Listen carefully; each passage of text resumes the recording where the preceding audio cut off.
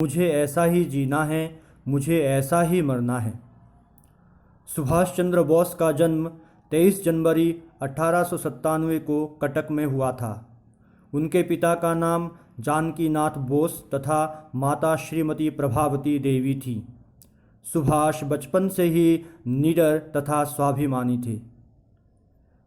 वे 5 वर्ष के थे जब उन्हें प्रोटेस्टेंट यूरोपियन विद्यालय में प्रवेश दिलाया गया। उस विद्यालय में अंग्रेज विद्यार्थी भी पढ़ते थे। वे भारतीय लड़कों के साथ मारपीट तथा गाली गलौज करते थे। एक दिन मध्यांतर में अंग्रेज विद्यार्थी मैदान में खेल रहे थे। सभी भारतीय विद्यार्थी पेड़ के नीचे बैठे थे। सुभाष ने उनसे पूछा, क्या तुम लोगों को खेलने का मन नहीं करता?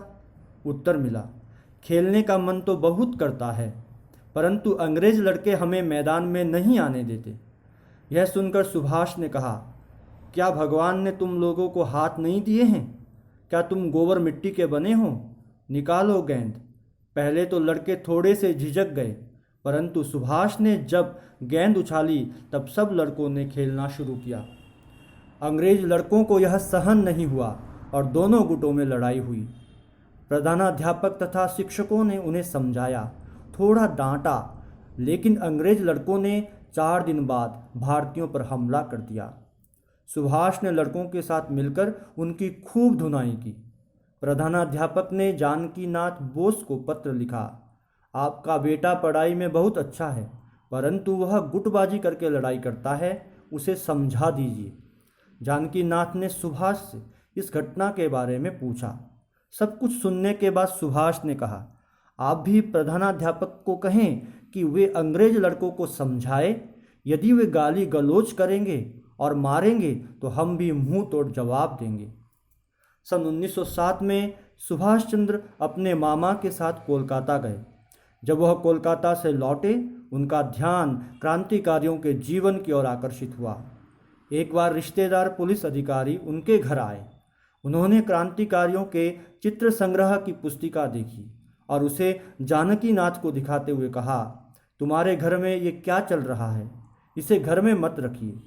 यह वह पुस्तिका थी जिसमें सुभाष ने नाना साहब पेशवा, तात्या टोपे, रानी लक्ष्मीबाई, वासुदेव बलवंत फड़के, चाफेकर बंधु, प्रफुल्ल चंद्र चाकी, खुदीराम बोस जैसे क्रांतिकारियों के चित्र संग्रहित करके चिपकाए थे। क्रांतिकारियों के चित्र संग्रह की पुस्तिका में सुभाष ने ऊपर लिखा था, मुझे ऐसा ही जीना है, मुझे ऐसा ही मरना है। उस पुस्तिका को जला दिया गया।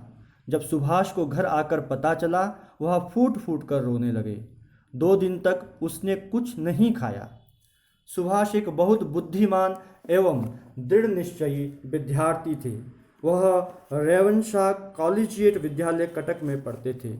उस विद्यालय में बंगला भाषा का अध्ययन आवश्यक था। छमाही परीक्षा में गाय पर निबंध में सुभाष ने 20 पंक्तियां लिखीं। उसमें लगभग 20 गलतियां निकली। अध्यापक ने कक्षा में उस निबंध को सबके सामने पढ़ा। सभी विद्यार्थी खूब हंसने लगे। उसके बाद उसने बंगला विषय का अध्ययन पूरी मेहनत और लगन से करने का दृढ़ निश्चय किया और वार्षिक परीक्षा में उसने सर्वाधिक अंक अर्जित किए। अध्यापक ने उसकी खूब सराहना की। सुभाष चंद्र बोस में देश प्रेम की दिव्य ज्योत प्रज्वलित हो रही थी। उन्होंने आईसीएस की परीक्षा केवल 7 महीने के अध्ययन से ही उत्तीर्ण की, परंतु स्वतंत्रता सेनानी बनने हेतु आईसीएस का त्याग कर दिया।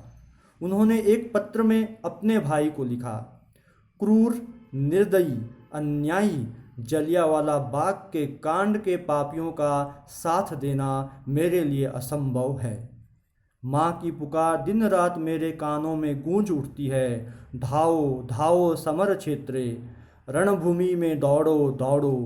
पराधीन देश का कर्तव्य है कि वह स्वतंत्रता प्राप्ति के लिए निरंतर संघर्ष करता रहे। उन्होंने स्वतंत्रता संग्राम में भाग लिया और 27 फरवरी 1942 को आज़ाद हिंद फौज की स्थापना की। सुभाष चंद्र बोस ने भारतीय स्वतंत्रता संग्राम में अंत तक संघर्ष करते हुए 18 अगस्त 1945 को अपने प्राण मातृभूमि के लिए न्यौछावर कर दिए। सुभाष चंद्र बोस त्याग, बलिदान, शौर्य, धैर्य, कुशल नेतृत्व जैसे उच्च गुणों से ओतप्रोत थे। भारत माता के इस महान वीर अमर सपूत को शत शत नमन।